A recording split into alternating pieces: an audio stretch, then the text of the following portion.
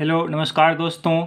मैं आज आपको सोशल साइंस के इतिहास का चैप्टर भूमंडलीकृत विश्व का बनना का ऑब्जेक्टिव प्रश्न एमसीक्यू की तैयारी करवाऊंगा। आप लोग जानते हैं कि इस बार के मैट्रिक परीक्षा में 40 नंबर का ऑब्जेक्टिव क्वेश्चन पूछेगा, तो इसीलिए मैं आप लोगों को इम्पोर्टेंट क्वेश्चन करवा रहा हूँ। इसमें पहला प्रश्न है, रेशम मार्ग या सिल्क मार्ग एशिया को किन महादेशों से जोड़ता था? तो रेशम मार्ग एशिया को विभिन्न हिस्सों के साथ साथ यूरोप और उत्तरी अफ्रीका को भी जोड़ता था। किसको? यूरोप और उत्तरी अफ्रीका को भी जोड़ता था। सिल्क मार्ग क्या था कि सिल्क मार्ग से पता चलता है कि पश्चिम को भेजे जाने वाले चीनी रेशम, यानी कि सिल्क मार्ग चीन से जो सिल्क था उसको पश्चिम में भेजा जाता था, इसी को सिल्क मार्ग कहा गया। दूसरा प्रश्न है, अमेरिका की खोज किसने की? अमेरिका की खोज क्रिस्टोफर कोलंबस ने की थी। ऐसा नहीं कि अमेरिका गुम हो गया था, मतलब क्रिस्टोफर कोलंबस क्या है कि वह अनजाने में अमेरिका जा पहुंचा। इसके पहले अमेरिका के बारे में दुनिया को जानकारी नहीं था, इसीलिए कहा जाता है कि कोलंबस ने ही अमेरिका की खोज की थी। अब है, मैक्सिको के खानों में कौन सा धातु अधिक पाया जाता था?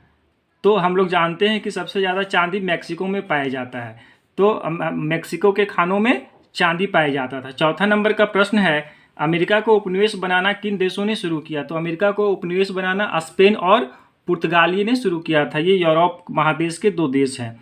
पांचवा है, अमेरिका को उपनिवेश बनाने में कौन सी बीमारी ने सहयोग किया था? तो अमेरिका को उपनिवेश बनाने में चेचक का कीटाणु था, वह काफ़ी सहयोग किया था, क्योंकि चेचक ऐसी बीमारी थी जिसके बारे में स्पेन और पुर्तगाल के लोग जानकार थे। उनसे उस बीमारी से लड़ने की रोग प्रतिरोधक क्षमता भी उनके शरीर में विकसित हो गया था और उसका वो इलाज भी जानते थे, जबकि अमेरिका दुनिया से अलग थलग था। इसलिए अमेरिका को चेचक की बीमारी के बारे में ना जानकारी थी, ना उसके शरीर में रोग प्रतिरोधक क्षमता का विकास हुआ था, ना ही वो इसके इलाज के बारे में जानते थे। इसीलिए जो काम सेना और हथियार को करना था वह काम चेचक की बीमारी या चेचक के कीटाणु ने कर दिया। इस प्रकार स्पेन और पुर्तगाली जो है सो अमेरिका को उपनिवेश बनाने में चेचक की बीमारी ने काफ़ी सहयोग किया। छठा है, कॉर्न लॉ का संबंध किस अनाज से था? तो कॉर्न लॉ का संबंध जो है मक्का से था, जिसके में कॉर्न लॉ एक कानून बनाकर इंग्लैंड में क्या हुआ था, मक्का के आयात पे प्रतिबंध लगा दिया गया था। बाद में विरोध के स्थानीय भूस्वामियों के विरोध के कारण कॉर्न लॉ को हटा लिया गया था। अब है सातवां नंबर की, अंतर्राष्ट्रीय आर्थिक विनिमय में कितने तरह की गतियों या जो 3 तरह की गति थी वे या प्रवाह वह कौन कौन था? तो अर्थशास्त्रियों ने 3 प्रकार के अंतर्राष्ट्रीय आर्थिक विनिमय का उल्लेख किया, जो था पहला व्यापार था, दूसरा श्रम था और तीसरा पूंजी था। तो याद रखिएगा 3 तरह की गति का अर्थशास्त्रियों ने उल्लेख किया था, व्यापार, श्रम और पूंजी। 8वां नंबर प्रश्न है, रिंडरपेस्ट क्या था? तो रिंडरपेस्ट एक पशु रोग था जो प्लेग की तरह काफ़ी बहुत अधिक तीव्र गति से फैला, अफ्रीका में 1890 के दशक में फैला। अगर प्रश्न पूछेगा कि अफ्रीका में रिंडरपेस्ट बीमारी कब फैला, तो 1890 के दशक में फैला। किसी भी तरह से घुमा के प्रश्न पूछेगा तो आप लोग याद कर लीजिए, तो इसका उत्तर आप लोग आसानी से दे सकते हैं। तो अफ्रीका में काफ़ी जानवर इसके कारण मारा गया था।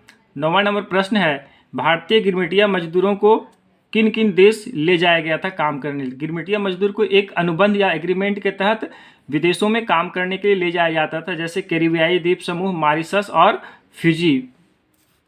ठीक है दोस्तों। अब है, होसे क्या था? तो होसे जो है वह त्रिनिदाद में मुहर्रम के सालाना जुलूस या उत्सव में लगने वाला मेला था होसे।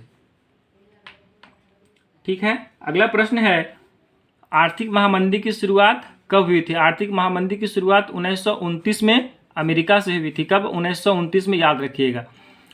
इसके बाद है 12वां नंबर, मित्र राष्ट्र में कौन कौन से देश शामिल थे? तो हम लोग जानते हैं कि प्रथम विश्व युद्ध में पूरा विश्व जो है वह 2 गुटों में बंट गया था। एक था मित्र राष्ट्र जिसमें ब्रिटेन, फ्रांस, रूस था, और अमेरिका 1917 में शामिल हुआ था। याद रखिए, कभी कभी ऐसा प्रश्न पूछता है कि अमेरिका प्रथम विश्व युद्ध में कब शामिल हुआ? तो अमेरिका प्रथम विश्व युद्ध में 1917 में शामिल हुआ था।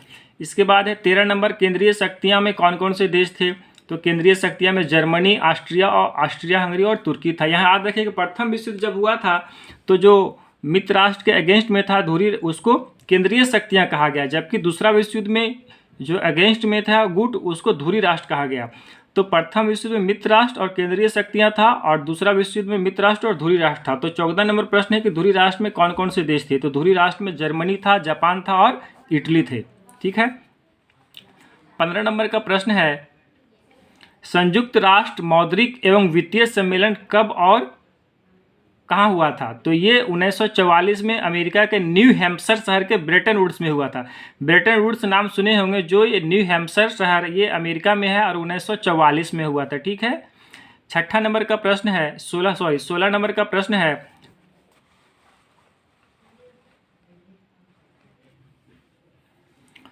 ब्रेटन वुड्स की जुड़वा संतान किसे कहा जाता है। तो ब्रेटन वुड्स या ब्रेटन वुड्स ट्विंस या ब्रेटन वुड्स की जुड़वा संतान किसे कहा जाता है। तो वर्ल्ड बैंक और IMF, मतलब विश्व बैंक और अंतर्राष्ट्रीय मुद्रा कोष को। वर्ल्ड बैंक, जिसको हम लोग पूरा नाम इसका है अंतर्राष्ट्रीय पुनर्निर्माण एवं विकास बैंक, और अंतर्राष्ट्रीय मुद्रा कोष, चूँकि दोनों संगठन की स्थापना एक ही दिन हुआ था, संयुक्त राष्ट्र मौद्रिक एवं वित्तीय सम्मेलन के 1944 में, इसीलिए इसको ब्रेटन वुड्स की जुड़वा संतान भी कहते हैं, क्योंकि एक ही दिन दोनों संस्था का गठन हुआ था। 17 नंबर प्रश्न है, हेनरी फोर्ड कौन था। तो हेनरी फोर्ड एक कार निर्माता थे, बहुत बड़ा कार निर्माता एक कंपनी का था, ये विख्यात प्रणेता थे। तो हेनरी फोर्ड एक कार के बहुत बड़े निर्माता थे। 18 नंबर का प्रश्न है, 1929 की महामंदी के कारण बंगाल में पटसन की कीमतों में कितने प्रतिशत की गिरावट आई। जब महामंदी अमेरिका में 1929 से प्रारंभ हुआ था, तो इसके बाद यह जो है भारत में भी इसका असर देखने को मिला था। तो भारत में जो पश्चिम बंगाल का जो वहाँ सबसे ज़्यादा जूट वहाँ पाया जाता है, तो इसमें जो है 60% की गिरावट आई थी। ठीक है दोस्तों, 1929 की महामंदी के कारण बंगाल में पटसन की कीमतों में 60% की गिरावट आई। कितने? 60%, याद रखिएगा। 19वां नंबर है, NIEO क्या है, या फिर पूछेगा NIEO का फुल फॉर्म क्या होता है। तो न्यू इंटरनेशनल इकोनॉमिक्स ऑर्डर होता है। ठीक है।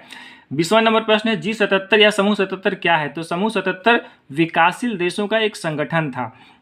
जब ब्रेटन वुड्स में अंतर्राष्ट्रीय मुद्रा कोष और अंतर्राष्ट्रीय पुनर्निर्माण एवं विकास बैंक की स्थापना हुई, तो इससे विकासशील देशों को कुछ ज़्यादा फायदा नहीं हुआ, इसीलिए इन्होंने अपने आप को अलग करके ग्रुप 77 में अपने आप को संगठित किया।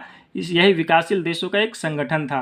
ठीक है दोस्तों, ये भूमंडलीकृत विश्व का बनना में आपको ये ऑब्जेक्टिव प्रश्न बनाए, बहुत ही इंपॉर्टेंट प्रश्न है। आप लोग अच्छे से इसको याद कर लीजिएगा, और यह वीडियो अच्छा लगे तो मेरे चैनल को प्लीज़ सब्सक्राइब कर दीजिएगा, ताकि मैं आने वाले समय में आपको मैं जो महत्वपूर्ण प्रश्न बनाऊंगा उसको आपको आसानी से वीडियो मिल सके। धन्यवाद।